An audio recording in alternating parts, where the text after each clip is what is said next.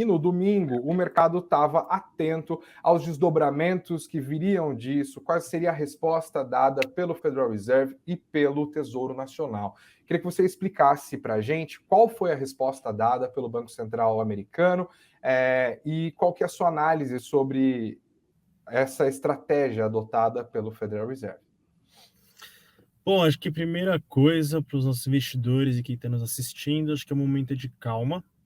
Não vejo como um momento aí de apuros ou, por enquanto, risco sistêmico, dado foi agora que aconteceu esse evento. A gente precisa entender os desdobramentos disso. Então, o primeiro momento que a gente viu, como você bem trouxe no domingo, é que o Fed, ali com o governo americano, sentaram para discutir os problemas que poderiam haver, e a medida que eles tomaram foi basicamente aí garantir que os credores, as pessoas que tinham dinheiro lá na conta no SVB, não tivessem risco aí de não ter esse dinheiro de volta, ou seja, garantiram os seus depósitos. Isso, no fundo, ela está garantindo a liquidez do mercado e garantindo aí que esse risco não se espalhe para demais outros bancos, porque o pior problema ali é uma corrida ao saque, né? Então, se as pessoas ficam desesperadas, todo mundo vai querer ir ao banco sacar e isso vai gerar, no fundo, um ruído e, pior, uma crise muito maior do que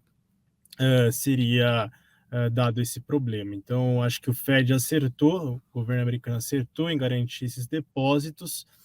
O problema é que, no fundo, na verdade, ele não tem essa praxe de fazer isso. Então, no fundo, essa exceção pode virar regra no futuro, dado que, se inicialmente, olha, a gente garantiu a liquidez de agora, não necessariamente vai garantir no futuro, mas dado que ele criou uma exceção para isso, isso pode virar uma regra.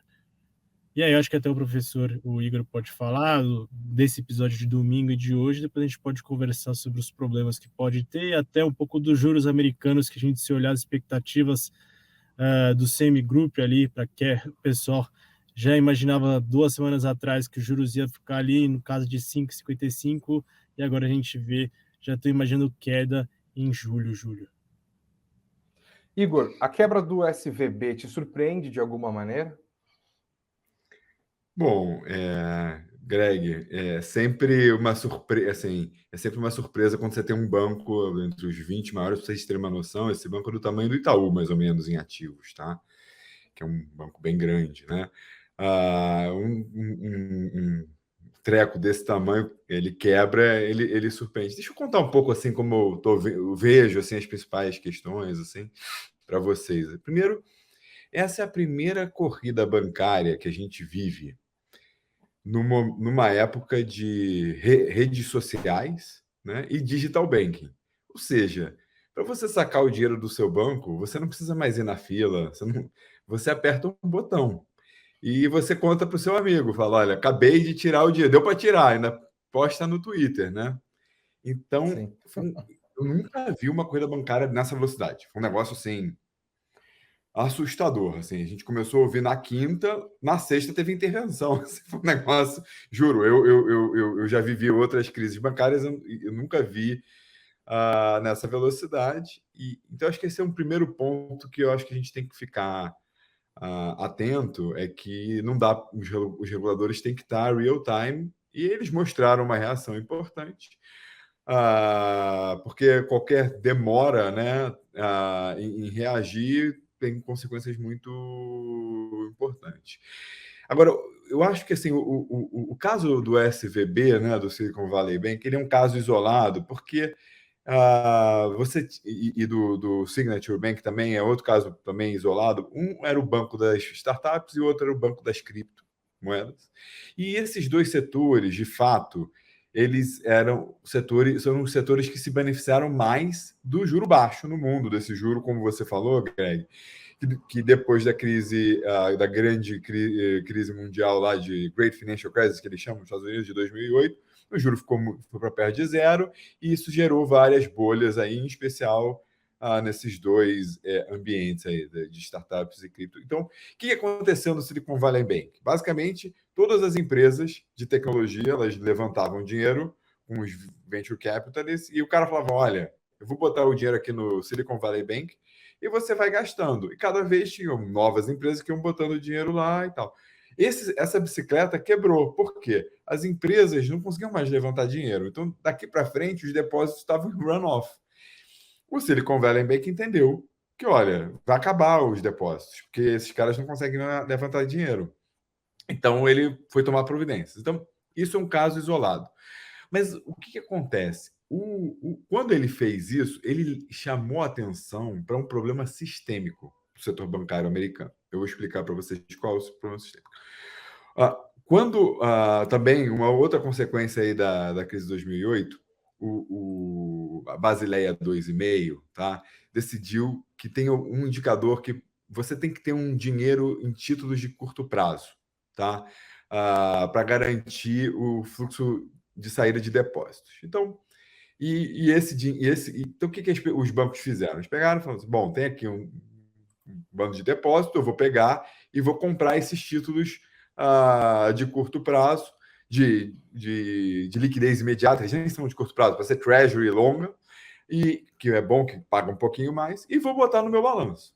Só que se você compra um título de 10 anos que rende 1% ao ano, né?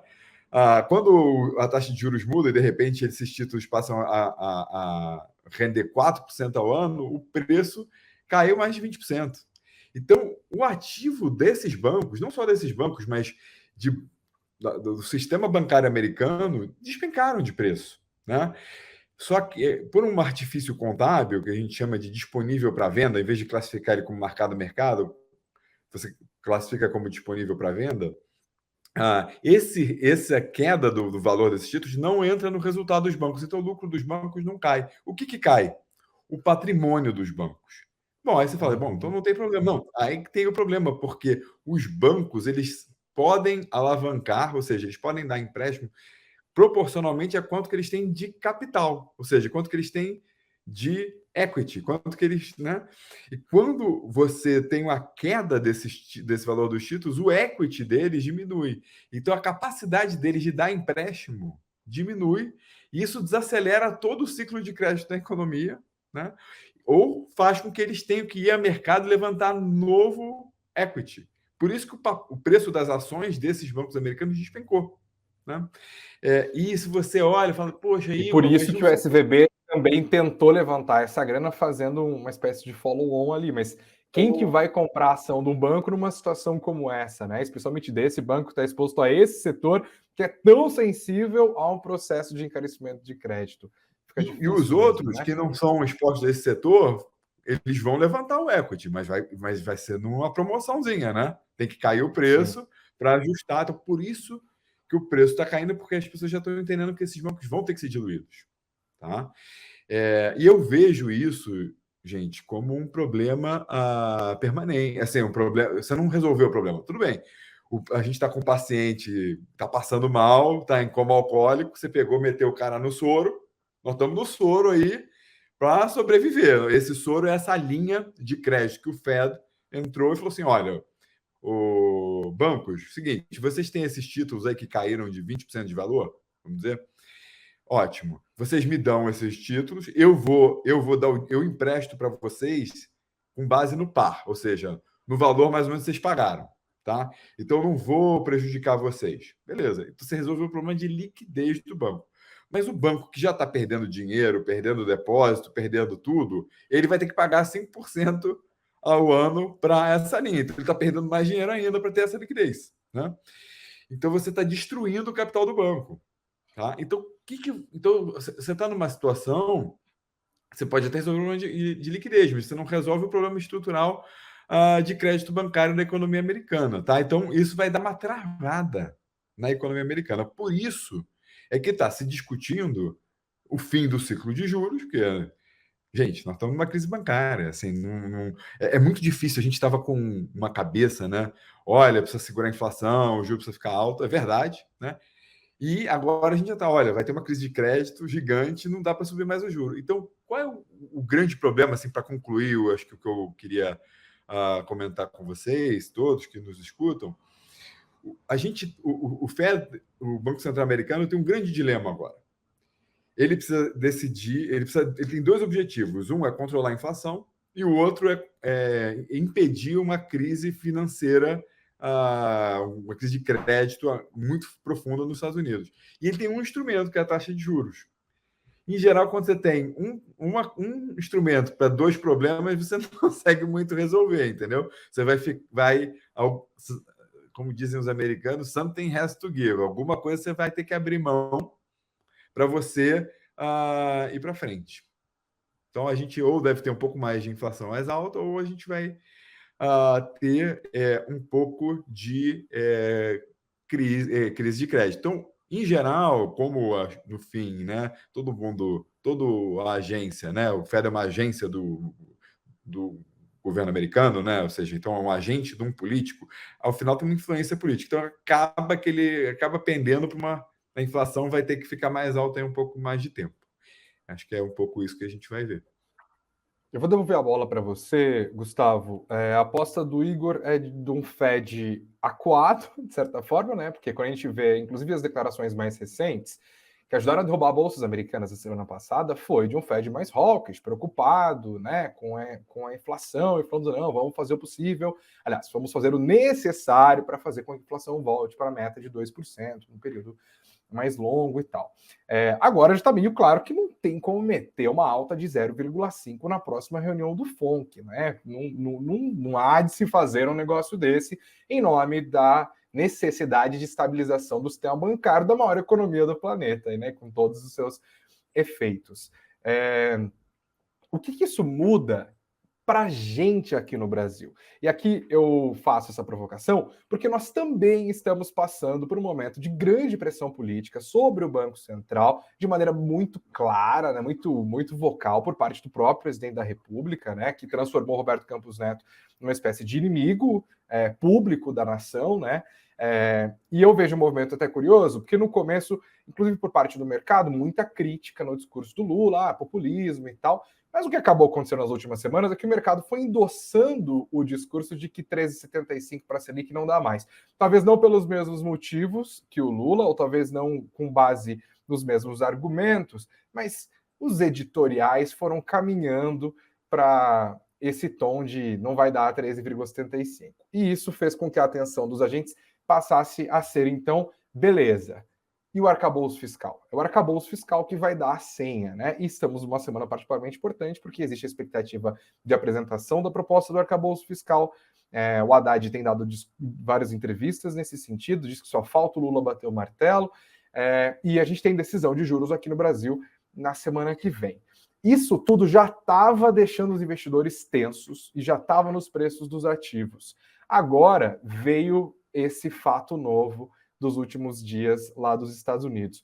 Como que esse acontecimento do SVB e esse empurrão para uma postura menos agressiva por parte do Banco Central americano impacta a decisão sobre juros aqui no Brasil e o que isso pode fazer com os preços dos ativos, Gustavo? Nossa, que preâmbulo gigante. Desculpa.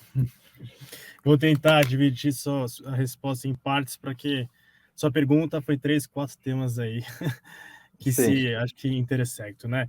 Bom, eu acho que tem um ponto. Eu vou começar para o Brasil e aí eu acho que finalizo voltando um pouco do FED, que acho que ajuda a entender um pouco o cenário daqui pela frente. Em relação à taxa de juros aqui brasileira, eu vejo aí que, dado uma melhora do ambiente, principalmente a partir da vitória de uma primeira batalha que o Haddad conseguiu com a reoneração dos combustíveis, que voltou os impostos, ali, apesar de certa forma parcial, mas acho que ele teve uma vitória que pode ajudar na arrecadação. Isso trouxe, no fundo, um certo otimismo, um pouco voltado à neutralidade, de uma primeira vitória do Haddad em relação à ala política. Eu imagino até esse cenário, se ele não conseguisse que os impostos voltassem, acho que a desconfiança e a sua imagem ia ser deteriorada, um desgaste muito grande, até o mercado ia começar a duvidar de uma possível reforma tributária, novo arcabouço fiscal, sendo influenciado por uma parte política. Desde então, a gente até vê alguma melhora aí no mercado, até uma estabilidade. E aí, eu acho que essa semana é importantíssima, dado também as declarações de Simone Tebet na semana passada, que o novo arcabouço fiscal vai agradar todo mundo. o Haddad apresentar agora, até para o Alckmin essa semana, o novo arcabouço está dando uma certa apaziguada nos ânimos. Eu acho que isso tem ajudado. Tá? O fato dele dizer que não pensa como André Lara Rezende também deu uma ajudada por parte do mercado, né? E eu acho que ele tem se mostrado um pouco com sincronismo com o Roberto Campos, de bater no martelo que precisa ali um certo sincronismo novamente entre a política monetária e a política fiscal. Então eu acho que isso está trazendo uma certa estabilidade, vamos dizer, não está deteriorando o cenário. E isso aí tem ajudado a gente ancorar um pouquinho as expectativas, apesar de, se a gente olhar o Focus hoje de 2026, a inflação subiu um pouquinho, mas eu vejo, olhando para o cenário Focus, que o mercado para 24, 25 até está estável, esperando para entender como que vai ser esse desenho, e a gente pode caminhar para um cenário otimista ou pessimista, a depender. E aí isso vem ajudar um pouquinho a entender se a gente vai ter um corte de juros aí lá para setembro, no segundo semestre aqui na nossa projeção, ou lá para o final de dezembro. Então, acho que março é um mês fundamental para entender como vai se dar a dinâmica daqui para frente.